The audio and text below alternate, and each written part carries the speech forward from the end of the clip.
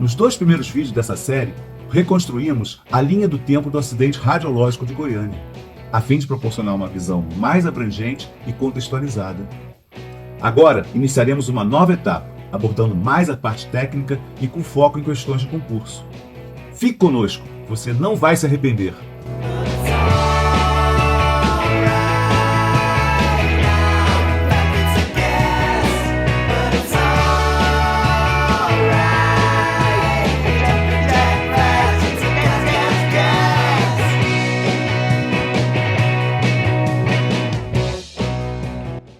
Nesse vídeo, faremos uma revisão de conceitos fundamentais de radioatividade. Como esse vídeo é para pessoas de diversos níveis de escolaridade e de faixas etárias, indicarei na descrição outros vídeos correlatos. E como dizem os meus alunos, vão desde o estilo Nutella, porém super didáticos, até vídeos raiz, bem mais aprofundados, com trocentas mil equações que parece que não acabam nunca, mas que são igualmente importantes, dependendo do nível de conhecimento que se almeja atingir. Mas o importante mesmo é que a gente possa compreender bem o tema da radioatividade, pois, como eu disse nos outros vídeos, ela está presente no nosso dia a dia e também em contextos social e científico, indo muito além do Enem e das questões de concurso, ok? A radioatividade foi descoberta por Henri Becquerel em 1896. Esse conceito foi aprimorado por Pierre e Marie Curie em 1898, culminando no Prêmio Nobel de Física de 1903 para esses 3 grandes cientistas. A radioatividade é originada pelo deslocamento de energia na forma de fluxos de partículas ou de radiações eletromagnéticas, a partir de núcleos atômicos instáveis, conhecidos como radionuclídeos. Isso acontece porque os radionuclídeos podem decair emitindo partículas ou radiações até atingir um estado energético mais estável.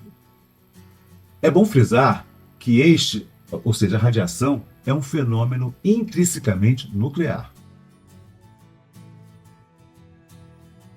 A compreensão da radioatividade evoluiu junto com os modelos atômicos, sobretudo o desvendar da estrutura dos núcleos atômicos. A ideia de um núcleo pequeno e denso e positivo, com os elétrons girando ao redor de um grande espaço vazio, surgiu com Rutherford em 1911, após o famoso experimento da lâmina de ouro. Rutherford concluiu que a carga do núcleo era decorrente dos prótons e que a massa nuclear era aproximadamente o dobro da carga, sendo que o núcleo seria composto apenas por prótons e por alguns elétrons nucleares, que compensariam o excesso de carga positiva. Em 1913, Bohr aprimorou o conceito do modelo atômico de Rutherford, com os elétrons em órbita quantizados em trajetórias circulares fixas. Ele manteve também a proposta de Rutherford do núcleo como um aglomerado de prótons com alguns elétrons nucleares para ajustar a carga e a massa. Em 1926, Schrödinger aprimorou as propostas de Rutherford e de Bohr, admitindo que o núcleo era pequeno, denso e positivo também, mas revolucionou a visão da eletrosfera. Das órbitas circulares, como propôs Bohr, ele partiu para um modelo de nuvens de probabilidade descritas por funções de onda, com os respectivos números quânticos. Esse é o modelo atômico aceito atualmente. Mas o conceito do núcleo atômico continuou a evoluir, culminando posteriormente na descoberta do nêutron e das demais subpartículas atômicas.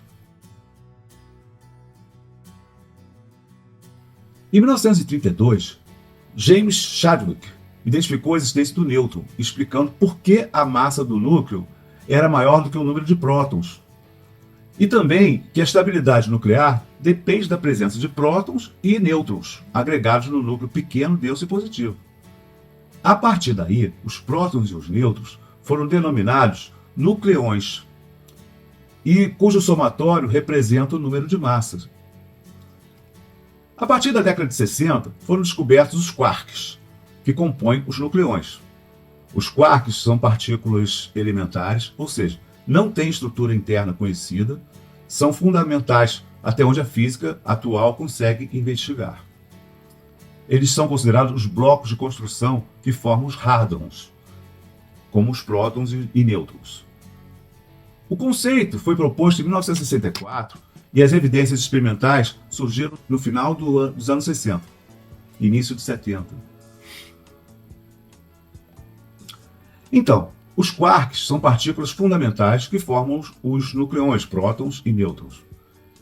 Essas partículas têm cargas elétricas fracionadas, mais 2/3 e menos 2/3, que, ao se combinarem, originam as partículas com carga inteira, que são os prótons e nêutrons. O próton ele é UT, ou seja, ele é composto por 2 quarks up, cada quark up com uma carga mais 2/3, e um quark down com uma carga menos 2/3. O somatório das cargas parciais desse próton vai dar 1, porque mais 2/3, mais 2/3, menos 1/3 é igual a 1. O nêutron é UDD, ou seja, tem um quark up e 2 quarks down. O quark up tem mais 2/3, cada quark down menos 1/3 cada. O somatório das cargas parciais do nêutron, então, ficaria assim. Mais 2/3, menos 1/3, menos 1/3, vai dar igual a 0, que é a carga do nêutron, ou seja, não tem carga. Os quarks interagem entre si por meio da força forte, ou melhor, por meio da força nuclear forte, que é mediada pelos gluons. Essa interação é tão intensa que os quarks nunca são encontrados isolados. Eles sempre ficam confinados dentro dos nucleões. Nuclídeo É o nome dado ao núcleo atômico, caracterizado por 2 números fundamentais. O número atômico Z, que corresponde ao número de prótons, e ele define a identidade do elemento químico e também contribui para a massa do átomo. E também tem o número de massa, que corresponde à soma dos nucleões, ou seja, a soma de prótons e nêutrons. Os prótons são carregados positivamente e determinam o número de elétrons que compõem um átomo neutro. Os nêutrons possuem praticamente a mesma massa que os prótons, sendo levemente mais pesados, e não possuem carga elétrica. Logo, os nêutrons não alteram a carga elétrica do átomo e contribuem para a massa atômica também. E têm um papel muito importante na estabilidade do núcleo, como vamos ver adiante. A notação que é aceita é a seguinte: ela é utilizada para identificar um elemento químico e seus isótopos, com um subíndice no lado direito do símbolo do elemento. Temos aqui o elemento X, por exemplo, está aqui no quadro, ele tem um subíndice superior, que é o A, que é o número de massa, e um subíndice inferior, que é o Z, que é o número atômico, que é o número de prótons. O número de nêutrons, então, ele é obtido pela diferença, que seria o número de nêutrons é igual ao número de massa menos o número de prótons, que é o número atômico. Eis os 2 isótopos principais de césio.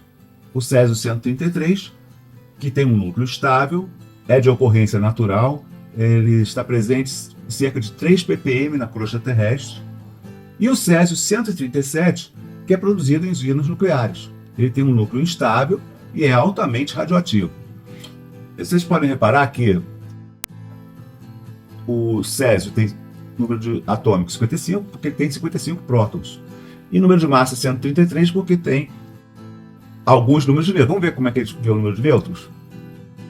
É pela diferença, 133 menos 55 vai dar 78 nêutrons. Já o césio 137, ele tem mais nêutrons ainda, porque ele tem número de atômicos 55, que é a característica do césio, e o número de massa dele é 137. Então, 137 menos 55 vai dar 82, que são os números de nêutrons do césio 137.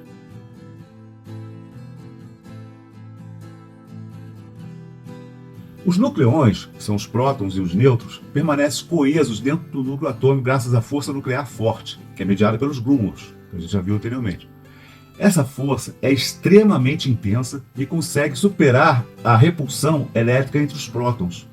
A força forte é considerada o cimento do núcleo. Então, o equilíbrio entre a repulsão próton-próton e a coesão próton-nêutron e nêutron-nêutron determina a estabilidade do núcleo como um todo. No entanto, quando há excesso de prótons ou excesso de nêutrons, o equilíbrio pode se perder.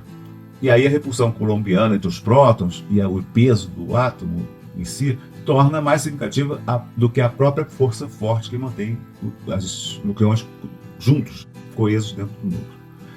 Nessas condições, o núcleo se torna instável e tende a se reorganizar, liberando energia na forma de partículas. Aí pode ser alfa, beta, nêutrons, ou radiação eletromagnética do tipo gama. Esse processo é o que chamamos de radioatividade. Vamos ver agora a curva de estabilidade dos nuclídeos. Essa curva mostra as proporções típicas entre prótons e nêutrons com núcleos estáveis na região amarela. Então, o cinturão de estabilidade apresenta as razões NP capazes de estabilizar núcleos de cada elemento. E a linha reta vermelha é onde tem o número de nêutrons igual ao número de prótons. Vocês podem ver que no início da curva, essa curva amarela coincide com a linha reta vermelha, porque os núcleos leves têm razão nêutron-próton igual a 1. Por exemplo, tem o carbono 12, que tem 6 prótons e 6 nêutrons, e é super estável. Os núcleos estáveis, eles vão até Z igual a 20.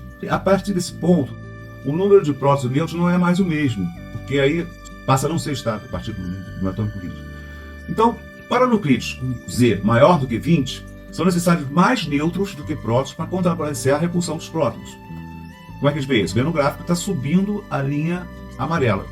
Então a razão N sobre P aumenta gradativamente, ficando em torno de 1,5 para nuclídeos mais pesados. Observe que o aumento, nesse caso aqui, eu vou dar para vocês. Ó, carbono tem 6 prótons, 6 nêutrons, razão nêutron-próton igual a 1. Estável, beleza. O cálcio, que tem Z igual a 20, número de prótons 20. Tem número de nêutrons também 20, a razão nêutron-próton igual a 1. Ele é o cálcio estável. Ok.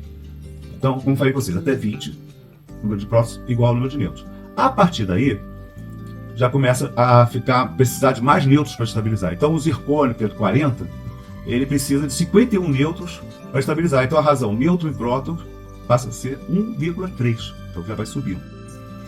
Aí, você tem o neodímio, tem 60 prótons e 84 nêutrons. Então, a razão nêutron-próton igual a 1,4. Já aumenta mais um pouco. O mercúrio, Z igual a 80 e número de massas igual a 200. Então, o número de prótons é 120 em relação ao número de nêutrons, que é 80. Razão 1,5. E você vai lá para o férmio, que é o número atômico 100, ele já precisa de 157 nêutrons para dar um número de massa 257. Então, ele vai ter a razão nêutron-prótons igual a 1,6. Entenderam? Beleza, vamos seguir adiante.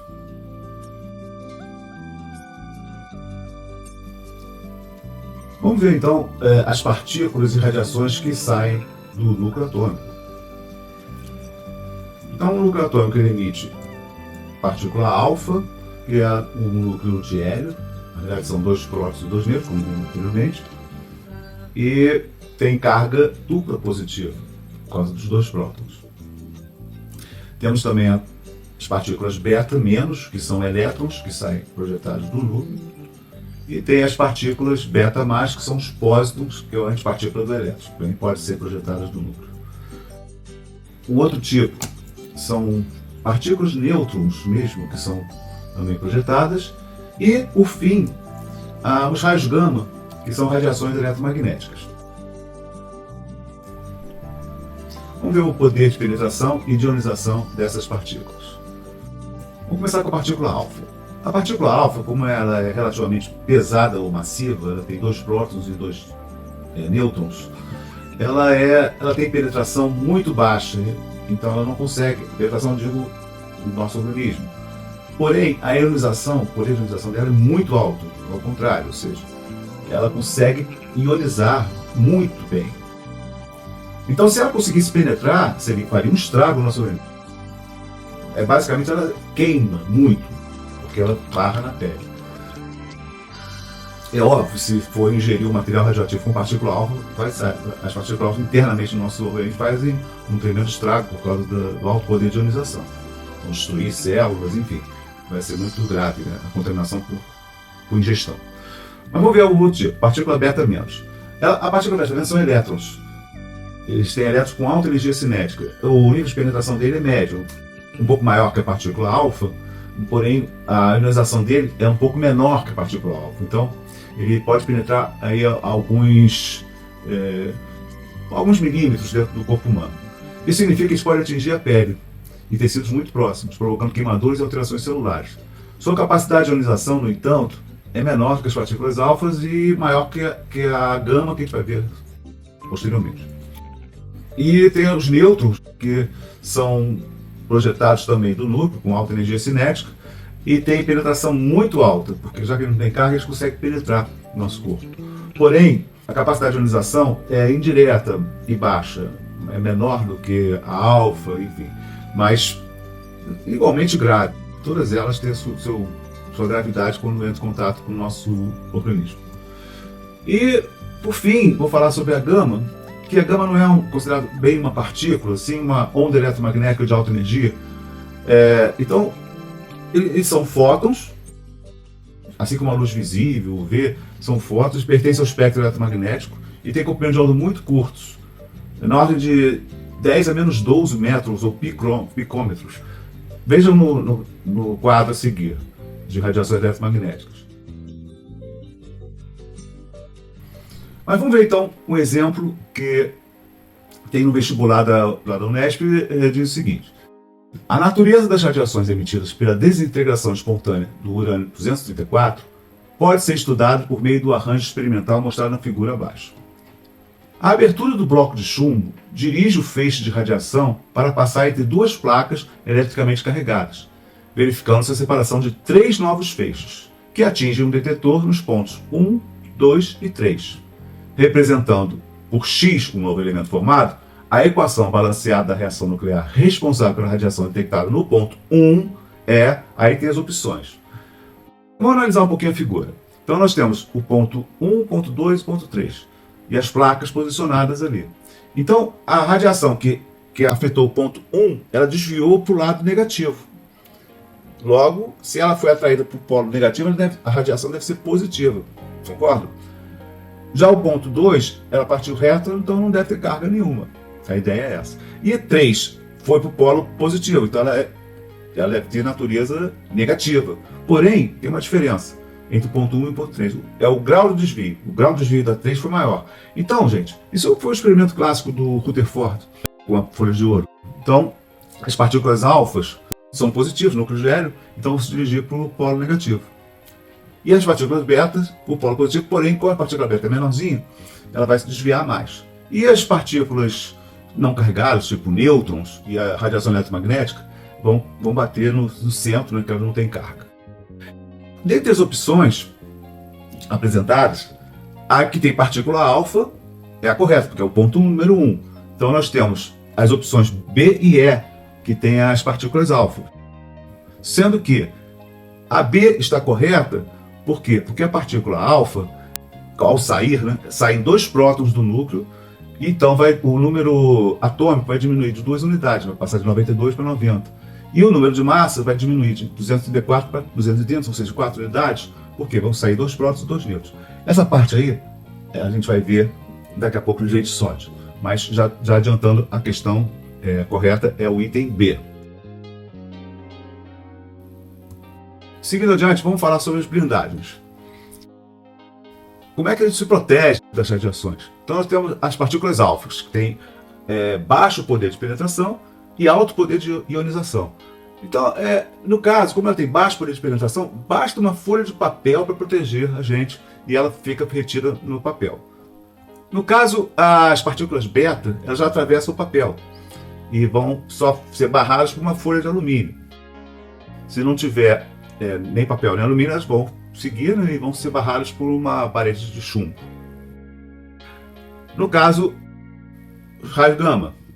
O raio gama ou raio X, que são partículas, na verdade são radiações eletromagnéticas, aí sim, são penetrantes, então vão atravessar o papel, vão atravessar a folha de alumínio e vão ser barradas pela parede de chumbo.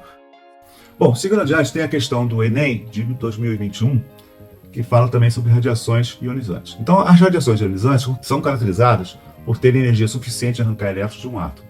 Ao interagir com os tecidos do corpo humano, dão origem a diversos efeitos que podem levar à morte das células. Os principais tipos de radiação ionizantes são as radiações gama, originadas em transições nucleares, raios X, originados em transições eletrônicas, alfa, que são núcleos de hélio, elétrons e nêutrons. O quadro abaixo apresenta algumas propriedades para esses diferentes tipos de radiação. para uma mesma intensidade de radiação, a que tem o menor poder de penetração em tecidos é a radiação. Aí está dizendo o seguinte: as características. Radiação gama tem massa zero, carga zero. Raio-X tem massa zero, carga zero. Alfa tem massa 4, carga mais 2.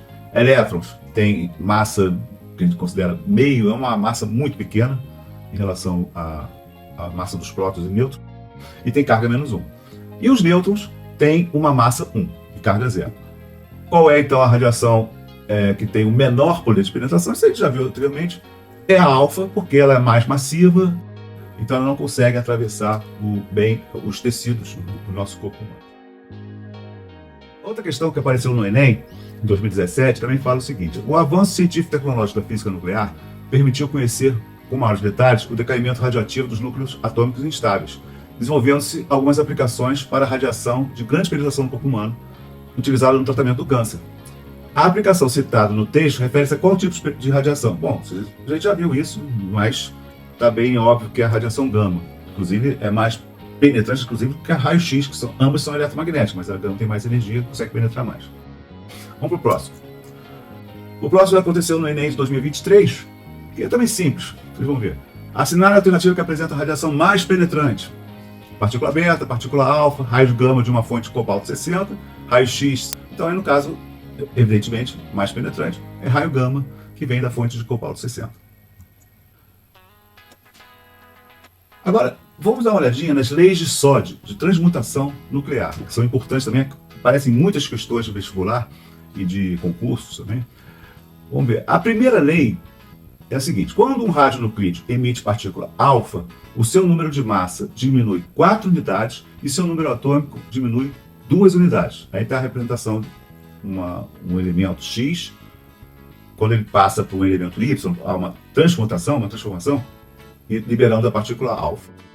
Então essas leis foram formuladas por SOD no início do século XX, e eles mostraram que a radioatividade então provoca esta transmutação. A outra lei de SOD, que é a segunda lei, também de transmutação, fala sobre as partículas beta. Então, quando o radionuclídeo emite uma partícula beta menos, que é o elétron, seu número de massa permanece o mesmo, porque o elétron tem uma massa desprezível em relação a prótons e nêutrons, então praticamente não há alteração no número de massa. E o número atômico, Z, aumenta uma unidade. Por quê? Na verdade, um próton se transformou, ou um próton foi criado, né, na verdade, ele se transformou a partir de um nêutron.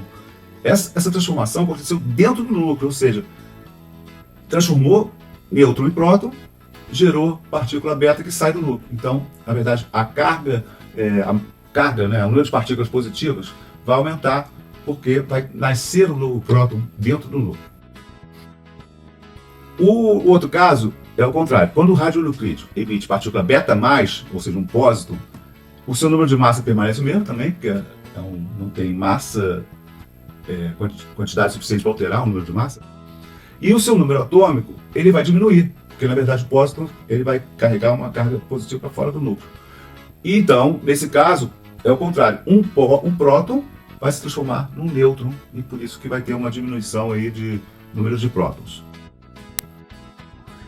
Agora, o que acontece com a radiação gama? Na verdade, a radiação gama é uma onda eletromagnética, ou um fóton que não tem massa nem carga elétrica. Ou seja, ele não altera o número de massas e nem o número atômico, não sendo descrito por essas leis de sódio. Mas essas emissões gama acompanham frequentemente decaimentos alfa e beta. Esse tipo de radiação ele ocorre quando você tem um núcleo no estado excitado de alta energia, liberando o excesso de energia na forma de radiação gama. Então, como é que é esse processo de liberação de energia? Ele é parecido com o processo de liberação de energia da eletrosfera. Tem as transições de elétrons que vão emitir UV, visível, enfim, ou até raio-X se for elétron interno. Mas no caso do gama, são estados do núcleo. Então nós temos núcleo no estado fundamental e núcleo no estado excitado. Quando você tem um núcleo no estado excitado, ele vai passar para o estado fundamental, e a diferença de energia, a gente diz que é justamente o fóton que vai ser liberado, que é o fóton de radiação gama. Esses níveis de energia nucleares são discretos, então a energia do raio gama vai depender desses níveis. Então é uma relação quantizada, assim como tem nos elétrons na eletrosfera. Essa questão que apareceu SPEX em 2016 fala o seguinte: considere as seguintes afirmações. O poder de penetração da radiação alfa é maior que gama? Não, gama é maior. Então esse item já viu que está errado. A perda de uma partícula beta por um átomo ocasiona a formação de um átomo com um número atômico maior? Sim, porque o elétron sai de dentro do núcleo, gera um novo próton, o número atômico aumenta. 3. A emissão de radiação gama a partir do núcleo de um átomo não altera o número atômico nem o número de massa? Então, se você emite gama, você não tem nenhuma dessas alterações, porque gama não tem nem massa e nem carga. Aí vem essa questão. A desintegração de rádio 226 para bismuto 214 envolve a emissão consecutiva de 3 alfas e 2 beta. Aí, essa questão a gente tem que analisar a parte quantitativa de radiação. Então, olha só. O esquema é o seguinte. Vamos ver o que ele está falando, se está correto ou não. O rádio emite 3 alfas. Então, cada alfa tem 2 prótons e 2 nêutrons, tá bom? Como a gente viu anteriormente. Então, é esperado que quando o rádio emite 3 alfas, ele vai gerar a espécie X, que tem número de massa 214 e um número atômico 82, já que vai diminuir aí as quantidades de massa e de carga correspondentes às partículas alfas. E ele falou que emite 2 betas menos, 2 elétrons. Então, na verdade, o número de prótons vai aumentar 2 unidades. Então, ele era 82, o X, emitiu os 2 betas, o número de massa permanece o mesmo, e aí você vai ter o aumento do número atômico para 84. Então, os itens 2 e 3 estão corretos, já que o item 4 não procede, porque ele disse que vai ficar com o número atômico, vai passar para 83. Na verdade, ele viu que é 84, se forem 2 betas. Para ser 83, teria que emitir 3 betas. Entenderam, gente? É isso aí. Vamos lá, partindo para o próximo exercício. Após algumas desintegrações nucleares sucessivas, o tório 232, muito encontrado na orla de Guarapari, no Espírito Santo, se transforma no chumbo 208. O número de partículas alfa e beta emitidas nessas transformações foram, respectivamente, de... Aí vamos fazer um esqueminha aqui que a gente vai entender como é que foi feito isso. Bom, tório tem 232 de massa e 90 de número atômico. Passa para chumbo, 208 e 82. Beleza. Então o número de massa teve uma variação de 24 unidades. Poxa, 24 divididos por 4, por quê? Porque a partícula alfa tem 4. Então a gente vai ter, na verdade, uma emissão de 6 partículas alfa. 6 vezes 4, 24. Então você teve uma diminuição de 24 unidades, correspondente a 6 partículas alfas. A partícula alfa, então, a gente vê pela variação de massa. Já a variação de número atômico, se você tem 6 partículas alfas, cada partícula alfa diminui 2, então você vai ter 2 vezes 6, você vai ter 12, que vai diminuir.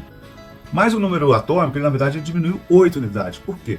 Ele deveria ter diminuído 12, por causa das partículas alfa. Mas, como liberou também partícula beta, a diferença de 12 para 8, no caso, vai ser o número de partículas betas que foram também liberadas no processo.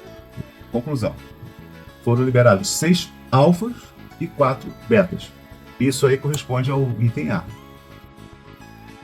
Tem uma questão também da PUC, em 2017, está falando o seguinte: utilize as partículas beta mais e beta menos e alfa para complementar as lacunas dos decaimentos radioativos abaixo. Considerando que esses são neutrinos e antineutrinos, quer dizer, esse Ni, que é essa letra grega, com barrinha em cima, é um antineutrino e o Ni é o neutrino do elétron. Correto preenchimento das lacunas de cima para baixo aí a gente vai analisar.